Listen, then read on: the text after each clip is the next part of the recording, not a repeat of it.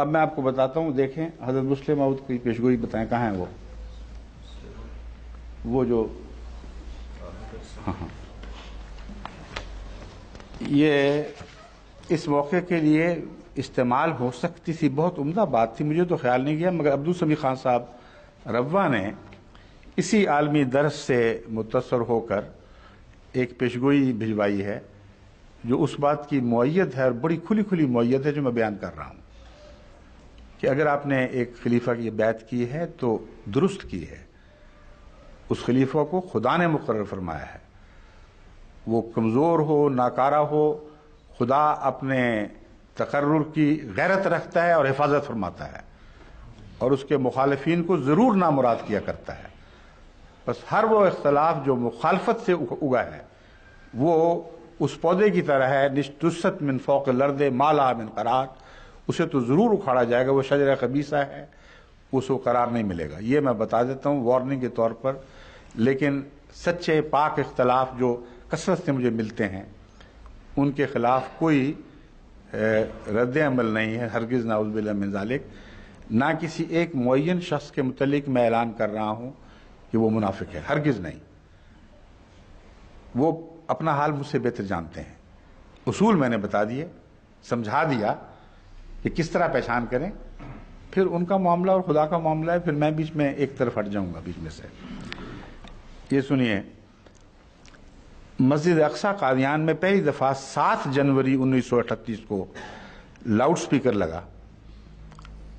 1938 کو 7 جنوری کو loud speaker لگتا ہے، اور یہ اتنا بڑا واقعہ ہے اس زمانے کے لحاظ سے کہ حضرت مسلم موعود علیہ السلام، حضرت مسلم موعود رضی اللہ تعالیٰ عنہ اس پر خطبہ دیتے ہیں، اور اس وقت میں 10 سال کا تھا، کیونکہ 28 میں پیدا ہوا ہوں آخر پر، تو اس وقت وہ خطبے میں فرما رہے ہیں، اب وہ دن دور نہیں کہ ایک شخص اپنی جگہ پر بیٹھا ہوا ساری دنیا میں درس و تدریس پر قادر ہو سکے گا۔ اب بتائیں کہ میرے جیسے جاہل نادان بچے کا وہاں موجود ہونا، وہ تصور بھی کر سکتا تھا کہ یہ وہ لڑکا ہوگا جو اٹھے گا اور اس پیشگوئی کا مصداق بنے گا۔ فرماتے ہیں ابھی ہمارے حالات ہمیں اس بات کی اجازت نہیں دیتے، ابھی ہمارے پاس کافی سرمایہ نہیں، اور ابھی علمی دقتیں بھی ہمارے رستوں میں حائل ہیں، لیکن اگر یہ تمام دقتیں دور ہو جائیں اور جس رنگ میں اللہ تعالی ہمیں ترقی دے رہا ہے اور جس سرعت سے ترقی دے رہا ہے، اس کو دیکھتے ہوئے سمجھنا چاہیے کہ اللہ تعالیٰ کے فضل سے قریب زمانہ میں یہ تمام دقتیں دور ہو جائیں گی۔ تو بالکل ممکن ہے کہ قادیان میں قرآن اور حدیث کا درس دیا جا رہا ہو، اور جاوا کے لوگ اور امریکہ کے لوگ اور انگلستان کے لوگ اور فرانس کے لوگ اور جرمنی کے لوگ اور آسٹریلیا کے لوگ اور ہنگری کے لوگ اور عرب کے لوگ اور مصر کے لوگ اور ایران کے لوگ اور اسی طرح تمام ممالک کے لوگ اپنی اپنی جگہ وائرلیس کے سیٹ لیے ہوئے ادھر سن رہے ہوں۔ اس طرح خدا اپنے نشان ظاہر کرتا ہے، پھر کیوں شکوک و وہموں میں مبتلا ہو کر تم اپنی عاقبت کے درپے ہوتے ہو؟ لیکن اگر خالص ہو اپنے عہد بیت میں اور خدا کی تائیدیں تمہیں یقین دلا رہی ہیں کہ یہ درست فیصلہ تھا بیت کا، تو پھر اپنے طرز عمل میں وہ ادب اختیار کرو جو لازم ہے، میرے جیسے کمزور انسان کے لیے نہیں، بلکہ نفخ روح کے تقاضے کی وجہ سے، کیونکہ جس خلیفہ کو خدا بناتا ہے، جو اس کے مسند تک بیٹھتا ہے، وہ اسی نفخ روح سے برکت پاتا ہے، نئی نفخ روح پر نہیں ہے، لیکن اسی نفخ روح سے برکت پاتا ہے۔ اس لیے اس مقام کو کبھی پیش نظر سے ہٹانا نہیں، اور ذاتی طور پر میں اپنے آپ کو جو سمجھتا ہوں مجھے بہتر پتہ ہے، میں نہایت ناکارہ انسان ہوں،